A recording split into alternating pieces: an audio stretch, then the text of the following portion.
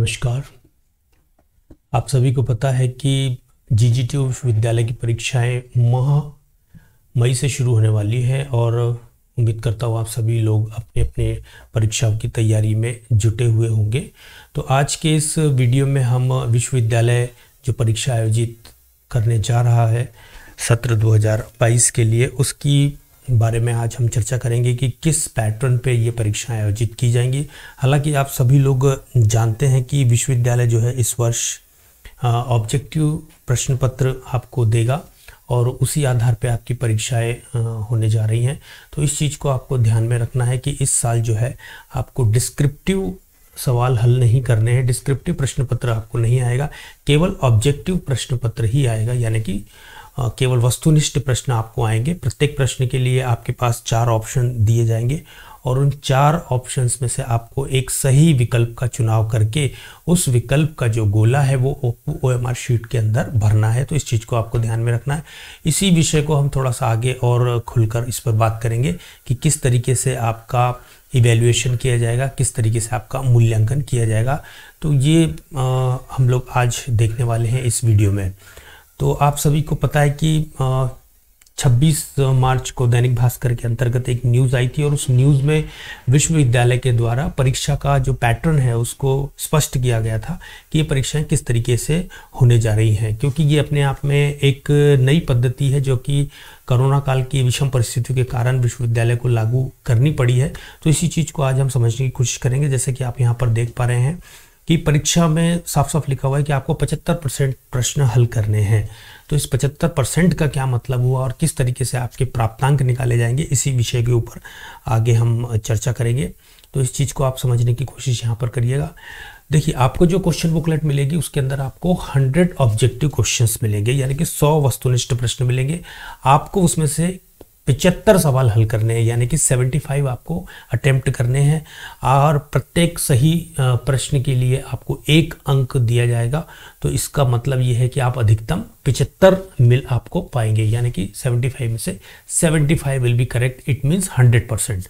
तो इस चीज़ को हम समझने की कोशिश करेंगे। इसमें कोई नेगेटिव मार्किंग नहीं है, यानी कि अगर आपका किसी प्रश्न का उत्तर आपने गलत भी दे दिया है तो कोई आपका सही में से अंक नहीं कटने वाला है। जैसा कि कुछ प्रतियोगी परीक्षाओं में होता है कि यदि आप किसी सवाल का गलत जवाब देते हैं तो आपके कुछ अंक जो हैं वो काट लिए जाते हैं। तो इस तरीके की कोई भी नेगेटिव मार्किंग इस परीक्षा में नहीं होने जा रही है।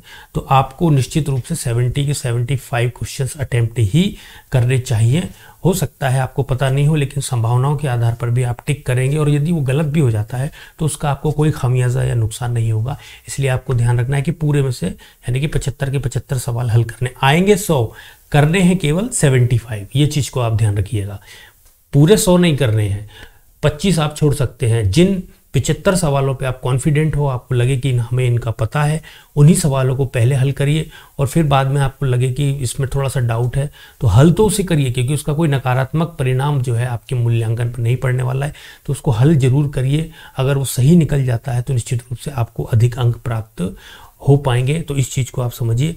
अब इसके बाद में हम ये देखते हैं कि इसको मूल्यांकन में यानी कि परसेंटेज में कैसे कन्वर्ट किया जाएगा। तो इस चीज़ को आप समझिएगा। यहाँ पर देखिए 75 सवाल आपको हल करने हैं। अब मान लीजिए कि आपके उसमें से 48 सवाल सही निकले, ठीक है, 48 सवाल सही निकले तो 48 को का अगर आप 75 की तुलना में परसेंटेज निकालेंगे तो वो बैठता है 64, यानी कि आपने अगर 75 में से 48 सवाल सही किए हैं तो इट मीन्स आपने 64% सवाल का जवाब सही दिया है। तो अब जब मार्कशीट में आपके पूर्णांक लिखे होंगे यानी कि 100 लिखे होंगे तो उसमें से 100 में से आपको कितने मिलेंगे, जितने आपने 75 की तुलना में परसेंटेज वाइज सही किए हैं। यानी कि इस उदाहरण में आप देख सकते हैं 48 हमने सही किए हैं और 48 का अगर 75 के हिसाब से परसेंटेज निकाले तो वो निकलता है 64।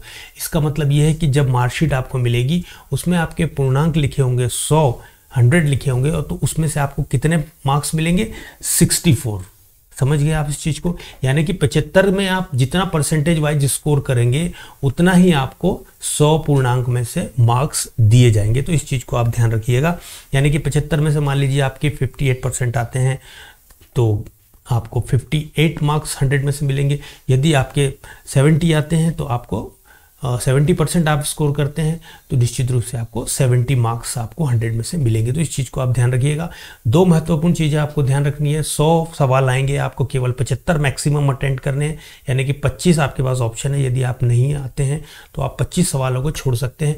75 आपको हल करने हैं, 100 सवाल हल करने की कोई आवश्यकता नहीं है। जिन प्रश्नों पे आपको अधिकतम विश्वास हो उन्हीं को अटेम्प्ट कीजिए। 75 के 75 सवाल आपको हल करने हैं, क्योंकि कोई भी नेगेटिव मार्किंग नहीं है। यदि कोई प्रश्न गलत भी हो जाता है तो भी आपका कोई मार्क्स नहीं कटेगा। इसलिए सारे के सारे यानी कि 75% यानी कि 75 सवाल आपको पूरे के पूरे अटेम्प्ट करने हैं। इस चीज़ को आप ध्यान रखिएगा। तो आपकी जो मार्कशीट आएगी उसमें से फिर उसी परसेंटेज के हिसाब से आपको मार्क्स दिए जाएंगे। तो ये चीज़ हमको यहाँ पे समझने की थी। उम्मीद करता हूँ आपको ये चीज़ समझ में आएगी। फिर भी यदि आपको इस चीज़ में कोई कन्फ्यूज़न है, निश्चित रूप से आप कॉलेज में आके अपने सवालों का जवाब किसी भी प्रोफेसर से साहब से ले सकते हैं। अब देखिए यहाँ पर आपको BA पार्ट फर्स्ट का जो फर्स्ट पेपर है उसका एक सिलेबस दिखाई दे रहा है। इस सिलेबस में आप देख सकते हैं कि 5 यूनिट्स हैं। तो 5 यूनिट्स के हिसाब से देखिए 100 ऑब्जेक्टिव क्वेश्चंस आपको आने हैं। तो प्रत्येक यूनिट में से आपके लिए 20 सवाल आएंगे। तो आपको इस चीज़ को ध्यान रखना है। तो आपको अपनी तैयारी भी उसी हिसाब से करनी है। इसका मतलब ये है कि कोई यूनिट अगर आपको कठिन लगती है तो you can skip that unit. अगर आपको लगता है कि इस यूनिट को मैं ठीक तरीके से तैयार नहीं कर पा रहा हूँ तो उसको मैं एफर्ट देने की जगह आप दूसरे किसी यूनिट के ऊपर ध्यान दे सकते हैं। तो इसका मतलब है कि एक यूनिट में से आपको 20 सवाल आने हैं। इस चीज़ को आपको ध्यान रखना है। तो इसका मतलब ये हुआ कि 20 सवाल आएंगे तो 5 यूनिट्स में से पूरे 100 ऑब्जेक्टिव क्वेश्चन आपको आने हैं। हल आपको केवल 75 करने हैं। तो उम्मीद करता हूँ आपको ये चीज़ बेहतर तरीके से समझ आई होगी। अगर इसके बारे में फिर भी कोई कन्फ्यूज़न है तो डेफिनेटली आप हमसे कांटेक्ट कर सकते हैं, पूछ सकते हैं। तो उम्मीद करता हूँ आपको ये चीज़ समझ में आई होगी। फिर भी अगर कोई सवाल हो तो निश्चित रूप से आप इसी वीडियो के नीचे कमेंट बॉक्स में भी लिख सकते हैं। हम उसकी जवाब देने की आपको कोशिश करेंगे। तो इस वीडियो में बने रहने के लिए आपका बहुत बहुत धन्यवाद। चीज़ आपको समझ में आई होगी। आपका दिन शुभ हो और आपको बहुत बहुत मैं शुभकामनाएं देता हूं आने वाली परीक्षाओं के लिए। मिलते हैं जल्दी किसी नई वीडियो में। धन्यवाद।